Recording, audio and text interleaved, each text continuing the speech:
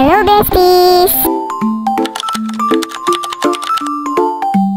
May natira pa nga sa PVC wallpaper na ginamit ko sa cabinet namin. So dahil wala pa akong paglalagyan, ikikip ko na lang muna siya.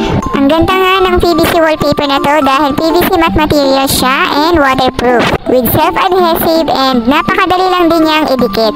Dahil nga dito sa wallpaper na to, ang laki na ng pinagbago ng cabinet namin. Nagmukha siyang bago and nagmukhang aesthetic and demure. At mag-throwback nga tayo, ito yung resulta nung after namin dikitan ng cabinet namin.